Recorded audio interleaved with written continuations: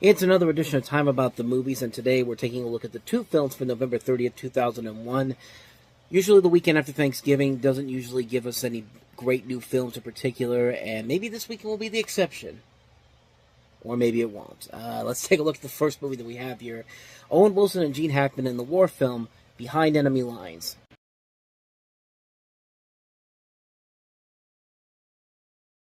So in the movie, you have Owen Wilson as Lieutenant Chris Burnett, who's an American naval flight officer who was shot down over Bosnia and uncovers genocide during the Bosnian War.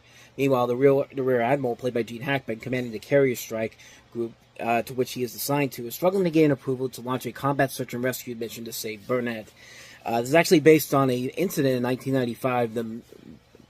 I'm gonna completely botch this. MRKONJIC, the McCronjic Grad incident. If I got that wrong, I apologize. But I'm just reading it off of here. But that occurred during the war. But yeah, you could pretty much tell this movie was pretty much dead in the water because of two things. One, Owen Wilson. Now, Owen Wilson is not a bad actor. He's not a bad actor by any means necessary. I just feel like he was completely miscast for this particular role. I feel like he could have gotten somebody like a Ben Affleck or somebody who could do more action type of movies here. But Owen Wilson's mostly known for doing more comedic stuff, sometimes dramatic stuff here and there. And this is one of those movies where I feel like he was miscast completely. But the other key thing that made this movie automatically say that this is not going to be good is the director of this, John Moore.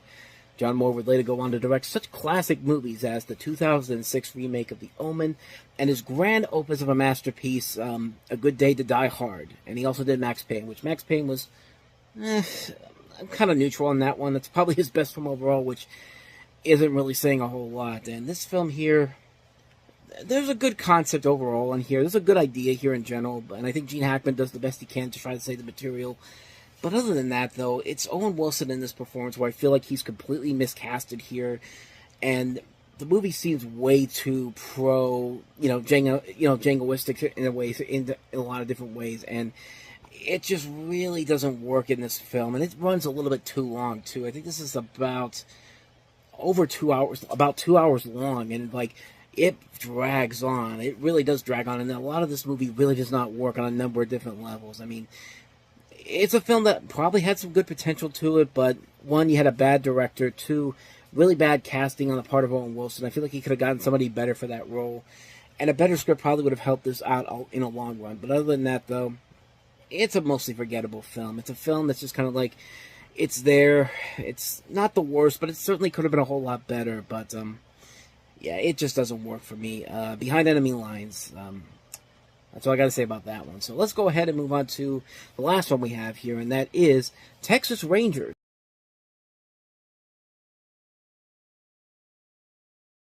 Speaking of warning signs all throughout this film, I feel like this film definitely had a lot of different warning signs to it, but this is set after the American Civil War in the 1870s, and it's a story about a group of men determined to maintain peace and contain the chaos that is erupting on the Texan frontier. Native Americans are attempting to reclaim the land, Mexicans are pouring over the U.S. border, and renegade outlaws are tearing up the state. So the Texas Rangers swear to protect the innocent and their loved. They do so, they must be willing to maintain the peace when law enforcement cannot. Fight when they are manned and outarmed by the opponent, and be willing to die for the freedom for which they fight. God, I wish this was a movie about the baseball team that just won the World Series, because I think that would have been a bit more interesting movie. But no, you got a film that's clearly trying to be another Young Guns. Yep, we have two movies in 2001 that were trying to be the next Young Guns. We talked about American Outlaws, and look at the cast in this movie: James Van Der Beek, Rachel Lee Cook, Ashton Kutcher, Dylan McDermott, Usher. You have Randy Travis in here, Robert Patrick, Oded Fair, John Abrams, Lenore Valera. I mean, these are very young people. Most of these people in this movie are very young, and it doesn't help that this movie was also sitting on a shelf for 2 years, too. So, yeah, this thing was pretty much dead on arrival. I mean, as dated as something as Young Guns was, it still holds up much better than the movies we've looked at in this year, like American Outlaws and this film, because it was written better, and it had better actors attached to it, and it knew what it was trying to accomplish. Even Young Guns 2, which is not a good sequel, it's still much better than anything that came out this year. I mean, I don't know what they were trying to do around this time period. I mean, I don't know what they were trying to think about with these movies, but it's like they saw Young Guns and said, let's just put the youngest actors we have available, and then the rest will sell itself. We don't even need a good script or anything, but, yeah, you kind of need a good script, especially for a movie like this, but, then again, it was sitting on a shelf for 2 years prior, so that should pretty much tell you everything you need to know about how bad this sucker is, so, yeah, avoid Texas Rangers. And so with that said, we wrap up another edition of Time About the Movies, and the next time we meet, we only have one movie to look at to start December off. We have the star-studded Ocean's 11 remake, directed by Steven Soderbergh, starring George Clooney, Brad Pitt, Matt Damon, Julia Roberts, Bernie Mac, Don Cheadle, you name it. A lot of people are in this movie. We'll take a look at it next time. But until then, thank you so much for watching, and if you want to see more videos like this, please hit the place on the next page, check out the previous episode, and also don't forget to hit the like and subscribe button if you want to see more videos like this on this channel. So with that said, I am off. I will see you guys next time, and until then, as always, take care.